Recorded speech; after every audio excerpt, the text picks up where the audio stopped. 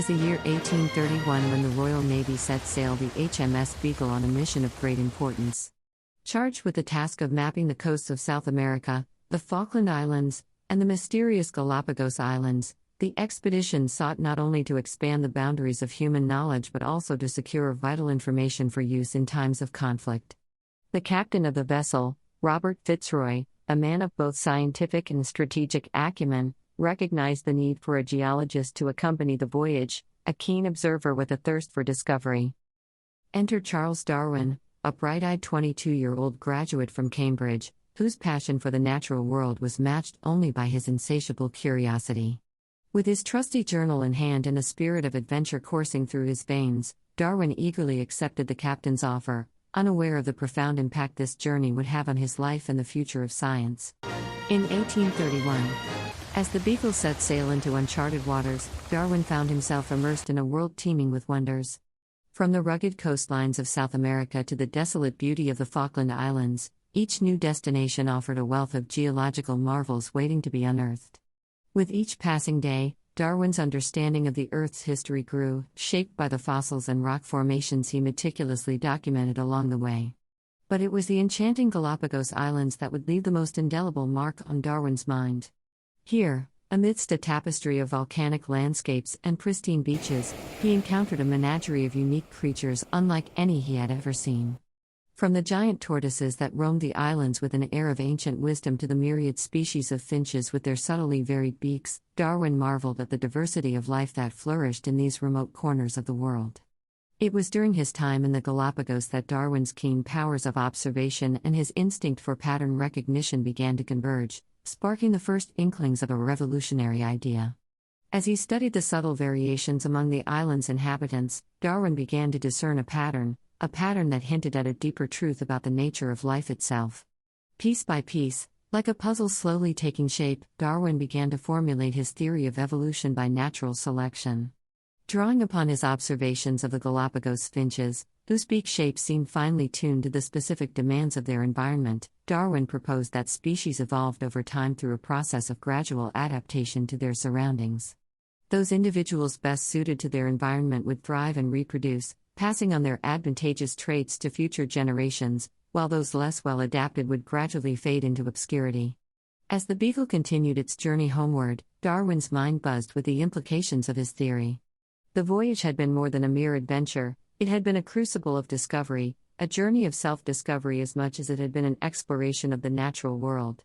Armed with his newfound insights and a trove of meticulously collected data, Darwin returned to England a changed man, ready to unleash his revolutionary ideas upon the world.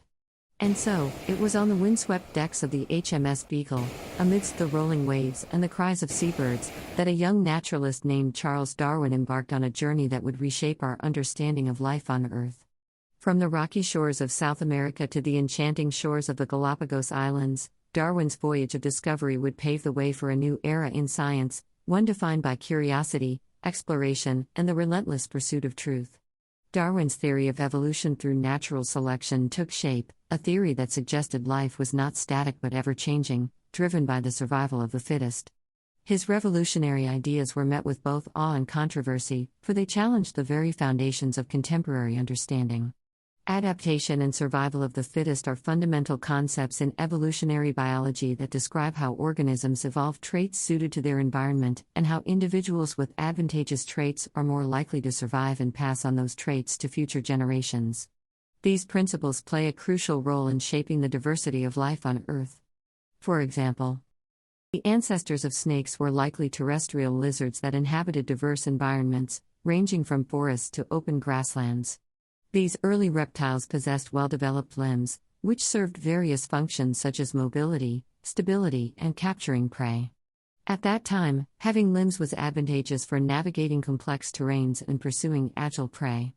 Over time, certain populations of these legged lizards found themselves in environments where having limbs became more of a hindrance than an advantage, their legs became a liability. These new habitats could include densely vegetated areas, underground burrows, or aquatic environments. In such settings, the ability to move swiftly and efficiently through confined spaces or across varied substrates became crucial for survival. As limb reduction progressed, snakes evolved specialized features to compensate for the loss of limbs. They developed elongated bodies, highly flexible backbones, and specialized scales that enabled efficient movement through diverse habitats. Additionally, adaptations such as the development of a unique skull structure and specialized jaws facilitated prey capture and ingestion without the aid of limbs. Once upon a time, in the vast African savannas, the ostrich strutted proudly with wings that were once essential for its survival. These wings, though not designed for flight, played a crucial role in balance, communication, and courtship rituals. Yet, as the landscape changed and the ostrich adapted to new challenges, the need for wings diminished, paving the way for a remarkable transformation. As the ostriches migrated from dense forests to more open grasslands, the need for maneuverability amidst thick vegetation diminished. Instead, their long legs and powerful stride became their primary means of navigation, enabling swift movement across the sprawling plains. In this expansive and more open habitat, the aerodynamic benefits of wings were rendered obsolete, while their size and bulk became burdensome. Driven by the relentless forces of natural selection, individuals with smaller, less developed wings began to thrive. These ostriches, unencumbered by unnecessary appendages, found themselves better equipped to evade predators and conserve energy in their new environment. Over generations, the once prominent wings gradually dwindled in size and functionality, until they became little more than vestigial remnants of their flying ancestors. Today, the ostrich stands as a testament to the power of adaptation and the inexorable march of evolution.